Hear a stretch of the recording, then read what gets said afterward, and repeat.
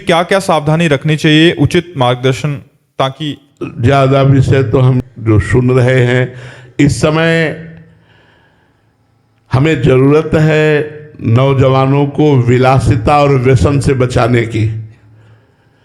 विलासिता यही परोसी जाती, अर्थ की प्रधानता रखकर निर्माता ये ध्यान नहीं देता कि हमारी फिल्में करोड़ों लोग देखेंगे और जो देखा जाता है, जो सुना जाता है, उसी का मन हो रहे हैं।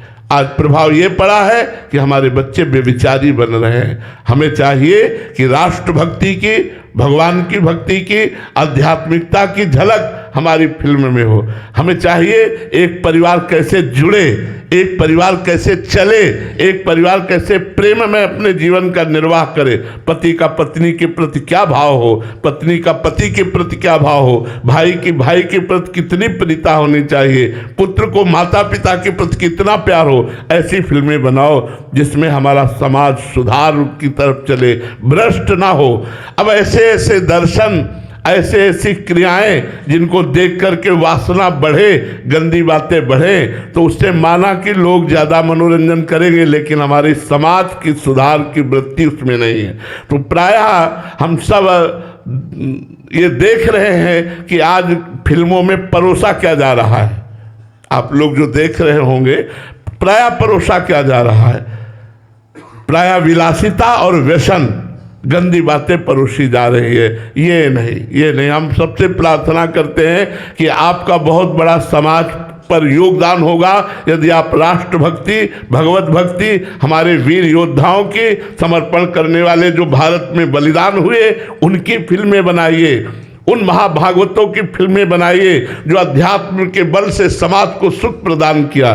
जैसे अभी एक निर्माता यहाँ आने के पहले उन्होंने रामकृष्ण परमहंस के लाडले विवेकानंद की फिल्म बनाई है और बहुत अच्छा उन्होंने परिचय दिया। तो हमने उनको धन्यवाद दिया कि आपने एक सत्य महापुरुष के जैसा भी बन पाएगा, आप उनके जीवन को दर्शाने की कोशिश की, इसलिए हम आपको नमस्कार करते हैं और धन्यवाद भी देते हैं। नहीं तो प्रायः ऐसी फिल्में बनाई जाती है संतों के प्रति अश्रद्धा, विषयों के प्रति प्रियता और व्यसन के प्रति प्रियता। अब आप फिल्म में सिगरेट पीते दिखाई देंगे, शराब पीते दिखाई देंगे, नशा करते दिखाई देंगे, व्यभिचार करते दिखाई, हमारे बच्चों में यही बढ़ेगा और वही बढ़ रहा है। इसलिए हम समस्त फिल्म निर्माताओं से प्रार्थना करते हैं कि व्यसन और व्यभिचार पर शासन करते हुए आध्यात्मिकता को लेकर, राष्ट्रप्रियता को लेकर फिल्में बनाइए, गृहस्थी को लेकर फिल्में बनाइए, जिससे आज जो हमारी गृहस्थी टूट रही है, जो हाँ बड़ा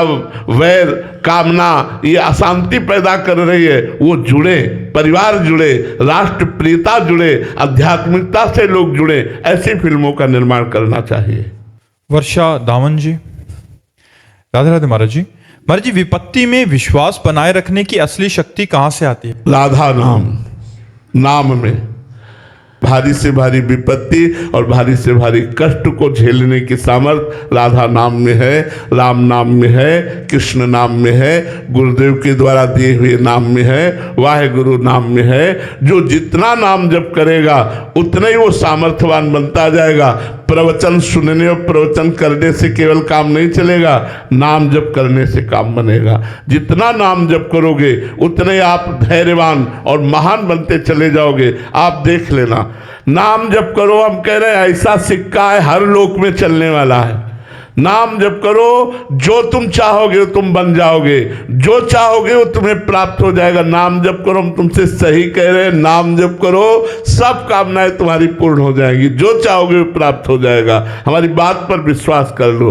हाँ, थोड़ा गंदी बातें पहले बंद कर दो, मांस मत खाना, अंडा मत खाना, शराब मत पीना, पराई बहन बेटियों से गंदी बात मत सोचो और नाम जप करो, धर्म से चलो, देखो तुम्हारा मंगल हो जाएगा।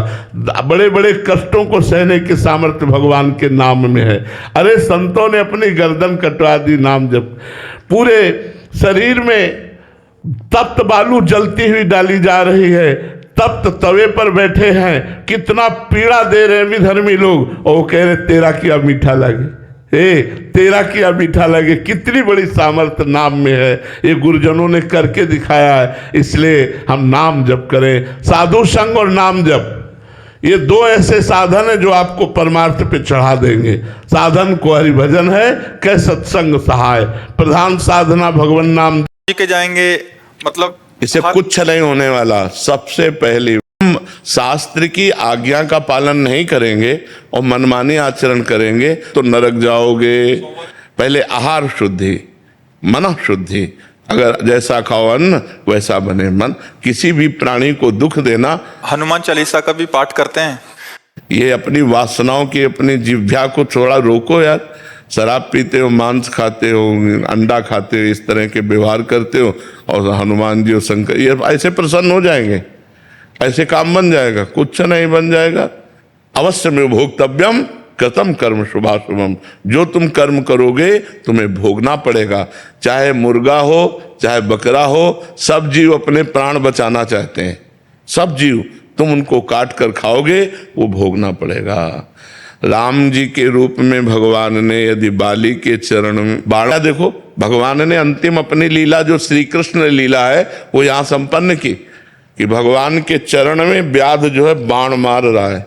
अब आप विचार करो, जब वो सरकार समर्थ होते हुए भी अपने लीला दर्शन कराते हैं, श्रवण को मार दिया तो देखो उनका जो कर्म था वो तड़प तड़प के अपने पुत्र भगवान राम के वियोग में प्राण त्यागना पड़ा कि नहीं पड़ा?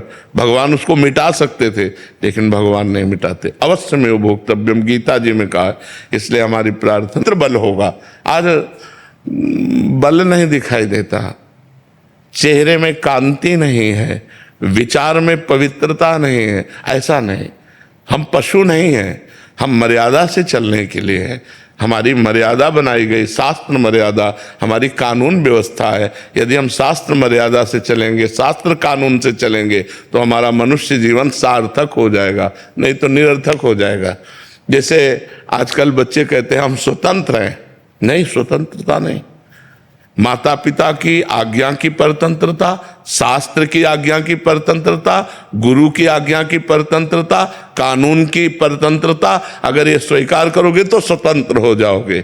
अगर मनमानी करोगे तो परतंत्र हो जाओगे। मनमानी स्वतंत्रता नहीं होती, मनमानी इंद्रियों की परतंत्रता होती। जो इंद्री कहती वही हम कहते हैं।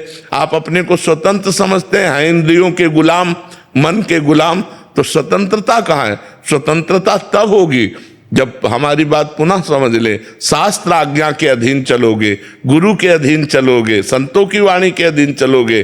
भगवान शास्त्र और संतों के रूप में विराजमान है तो आप स्वतंत्र हो जाओगे, माया मुक्त हो जाओगे। तो आचरण और भोजन ये दो का बहुत बड़ा योग है। अगर हमारा भोजन ठीक तो हमारे आचरण ठीक होंगे, हमारे आचरण ठीक तो हम भगवान को प्रसन्न कर सकते हैं। गंदा आचरण, अभी कल परसों एक प्रश्न आया था कि गांव देहात में महाराज जी क्या है कि छोटे छोटे देवी जी के मंदिर हैं और गांव में किसी के घर में बच्चा हो रहा है या शादी हो रही है तो महाराज जी बकरा लेके और फिर उसका वो करते हैं, बलि देते हैं। फिर महाराज जी फिर पूरे गांव वाले आते हैं, फिर पूरा मांस वो करते हैं, मंदिर भी जा रहे हैं महाराज जी, देवी की आराधना भी कर रहे हैं। ये सब भोजन, ये आसुरी वृत्ति है, इससे भगवत प्रसन्नता नहीं होती। हम सबको ये बताना चाहते हैं, जगदम्बा को जगत जननी कहते हो तो बकरे की भी माँ है, जगत जननी है ना। माँ अपने पुत्र की बलि से प्रसन्न कैसे हो सकती है? हमें तो नहीं समझ में आता। और जब वो जगत जननी है तो बकरे की भी माँ है, वो भैंसे की भी माँ है, वो गाय की भी माँ है। वो माँ जो जगत माता है वो अपने पुत्रों की बलि से प्रसन्न कैसे हो सकती है? अगर वो प्रसन्न होती तो तुम्हारा मंगल हो जाता। किसका मंगल हुआ बकरे की बलि चढ़ाकर? हमें बताओ। देवी अप्रसन्न हो जाएंगी अगर नहीं किया ऐसा, तो महाराज जी ये भी माने। अरे अगर वो अपने स्वरूप में आ जाए तो सबको चाट जाए उनको। वो तो महाकाली है, महाकाल स्वरूप भी है, तो वो दुष्टों का संहार करने के लिए रूप माता जी ने धारण किया। वो दुष्टों का खून पिया, जो संसार के पवित्र जीवन जीने वालों के लिए वो मृत्यु काल रूप थे। जैसे महिषासुर, शुम्भ निशुम्भ, रक्त बीज, माता जी ने इनका संहार किया। इन बकरी बकरों का थोड़ी संहार करने से माता जी प्रसन्न हो जाती है। ये तो मूर्खता है, कोरी मूर्खता है। कभी माता जी प्रसन्न नहीं होती। हमें लगता है कभी ऐसे कार्य नहीं करने चाहिए और ये सोचो कि माँ प्रसन्न हो जाएंगी, मुझे ऐसा नहीं लगता। माँ ऐसे नहीं, कुपुत्रो जायते क्वचिदपि कुमाता न भवति। माता जी तो तब प्रसन्न होंगी जब सब पर दया करने लगो, सबको सुख पहुंचाओ, नाम जप करो, अच्छे आचरण करो, तो जगदम्बा प्रसन्न हो जाएगी। अगर फिर से उनको प्रसन्न करना है महाराज जी, और ये प्रथा चली है, और जैसे किसी के घर में पुत्र देखो शास्त्र में विधान है, नारियल की बलि, नींबू की बलि, इनकी बलि सात्विक बलि दे। आप कच्चा नारियल की बलि दे सकते हैं, तो ये भी बलि तो मानी जाती है। ये सब मनमानी आचरण है, इससे देवी प्रसन्न नहीं होती है। और देवी को रक्त चाहिए तो चराचर जीवों के हृदय में देवी विराज। देवी प्रपन्नार्थ हरे प्रसीद प्रसीद मातर जगतोखिलस्य प्रसीद विश्वेश्वरी पाहि विश्वम त्वमीश्वरी देवी चराचरस्य। त्वमीश्वरी देवी चराचर से, वो चर अचर की ईश्वरी है, उनको किसी के खून की जरूरत है? माँ को किसी की खून की जरूरत है?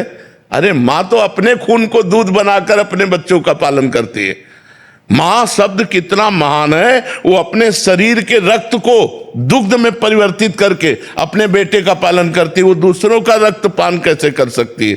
ये दुष्टों के रक्तपान किए माता जी ने, जो समाज के लिए कलंक थे, जो समाज का द्रोह करके समाज को नष्ट करने में लगे थे, ऐसे राक्षसों को माता जी ने मारा है। शुंभ निशुंभ रक्त बीज महिषासुर। ऐसे नहीं है कि गलत सिद्धांत से न चले, नहीं तो नरक की प्राप्ति। आज जैसे आप कहते हैं कि भजन मार्ग, अभी तामसिक भोजन भी हो रहा है महाराज जी, फिर हम वही बात कर रहे हैं, और उसके साथ भक्ति भी।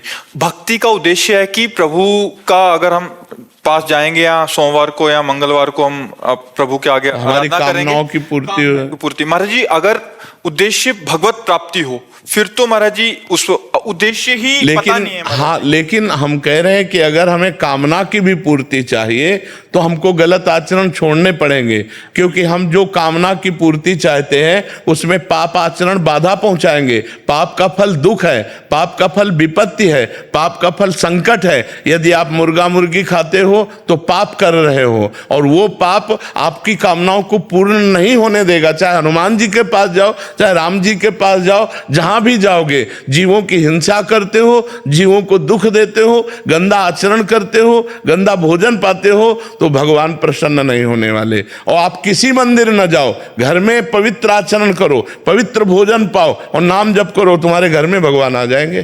कहो सो कहां जहां प्रभु नाही, हरि व्यापक सर्वत्र समाना, प्रेम ते प्रकट होए मैं जाना। तो प्रेम कहां से आ जाएगा जब अपराध करोगे? इसलिए सब जो कामना भी पूर्ति चाहते हैं तो उनको चाहिए कि गंदा भोजन और गंदे आचरणों का त्याग करें, तो उनकी कामना जल्दी पूर्ण हो जाएगी, निश्चित पूर्ण हो जाएगी। समझते हैं कि मतलब मुर्गा और मछली का हिंसा करने से ये जीव हिंसा के अंतर्गत नहीं आता। क्यों नहीं आता? तुम्हारी अंगुली काटे तुम्हें कैसा लगेगा? दर्द नहीं लगेगा? उन जीवों को देखो, एक चींटी के भी पीछे अंगुली लगा के देखो, ऐसे वो भाग रही अपने प्राण रक्षा के लिए। क्या उनमें जीव नहीं है?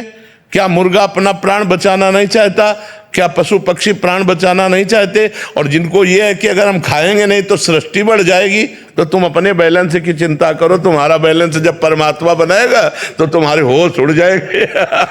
वो परमात्मा का 3 कार्य है: सृष्टि रचना, सृष्टि पालन करना और सृष्टि का संहार करना। वो भी अपने आप में लय कर लेता है। वो प्रलयंकारी परमात्मा है, वो काल का भी काल है, वो महाकाल है। वो जिस समय जैसा चाहता है वैसा अपना बैलेंस बनाता रहता है। सृष्टि का बैलेंस बनाना उसका कार्य है, हमारा कार्य नहीं है। हमारा कार्य है उसकी आज्ञा के अनुसार चलना। हम मनुष्य, हम राक्षस नहीं है। तो हमें सबसे प्रार्थना है कि मांस, मदिरा, अंडा, पराई स्त्री से बेविचार, इनका त्याग करो तो तुम्हारा जीवन सुखमय हो जाएगा।